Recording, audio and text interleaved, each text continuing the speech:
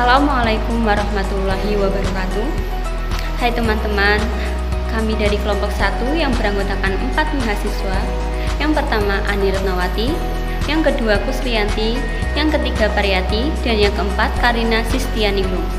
Nah, kelompok kami akan menceritakan mengenai Abu Musa al-Asy'ari. Nah, pasti tidak asing lagi kan di telinga kalian siapa itu Abu Musa al-Asy'ari? Nah, untuk pemahaman lebih lanjut, mari kita simak video berikut ini.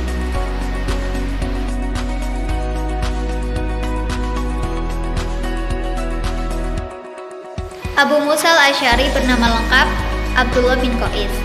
Abu Musa al-Asy'ari lahir di Zabid, Yaman pada tahun 602 Masehi. Beliau bertempat tinggal di Yaman, Madinah.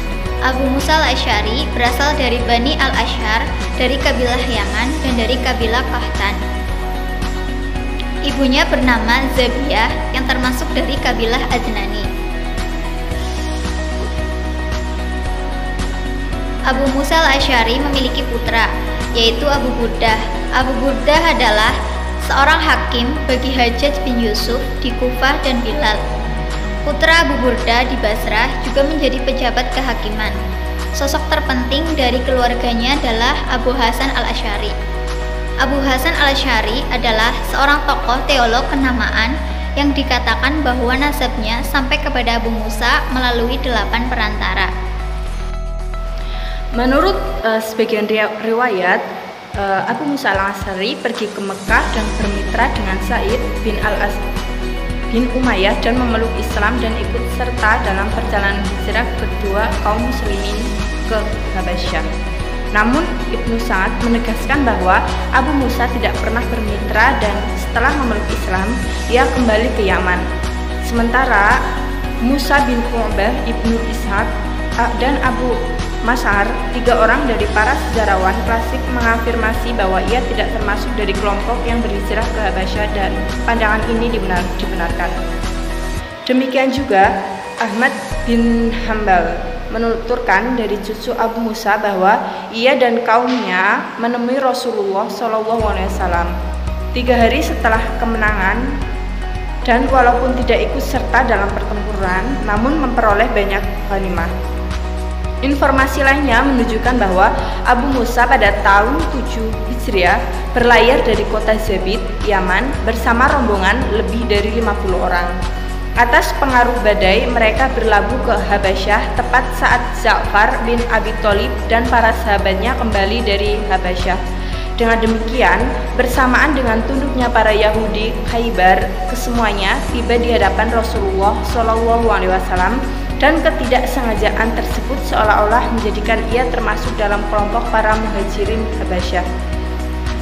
Abu Musa pernah 1 kali menjadi wakil komandan pasukan yang dikirim oleh Rasulullah SAW pada bulan Syawal di tahun 8 Hijriah untuk menumpas kembali kabilah-kabilah Hawazan. Dan setelah sang komandan gugur, Abu Musa memimpin pertempuran sampai mencapai kemenangan. Di tahun yang sama, dia dan Muaz bin Jabal mendapat misi dari Rasulullah SAW untuk mengajarkan Al-Quran dan hukum-hukum kepada orang-orang Mekah. Abu Musa pada tahun 10 Hijriah sebelum Haji Wada ditunjuk oleh Rasulullah SAW menjadi gubernur sebagian daerah Yaman. Pada awal masa Islam, khalifah mulai dipilih sepeninggalan Nabi Muhammad SAW pada masa 632 Masehi. Alasannya, waktu itu dimulai terjadi goncangan sosial di tengah masyarakat muslim, seperti enggannya membayar zakat dan perseteruan antar sesama yang berpotensi menjadi perpecahan.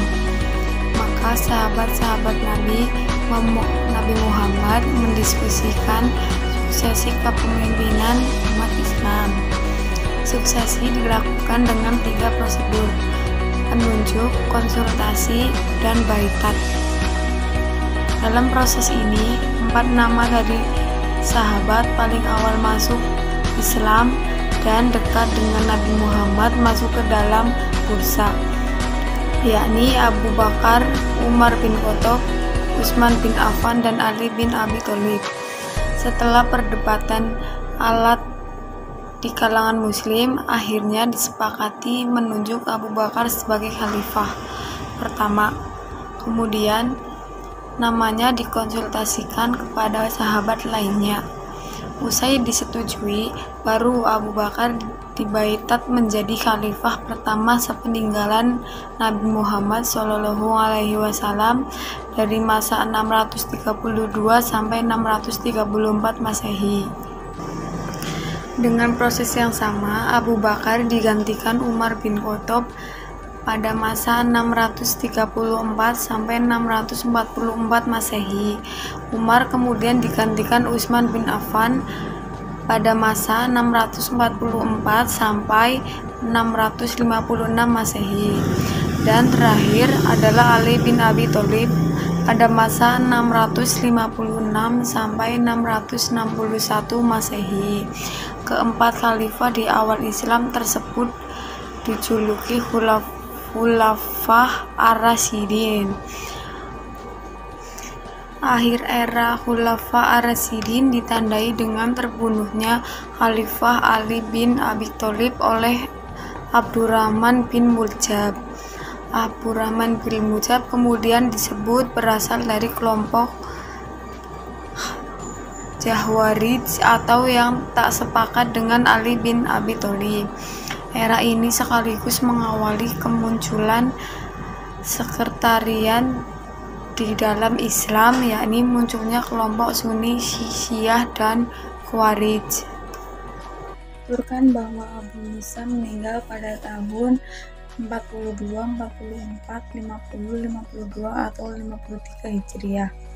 Sahabi menuturkan bahwa Abu Musa wafat di bulan Dzulhijjah tahun 44 Hijriah atau 664, lebih mendekati kenyataan.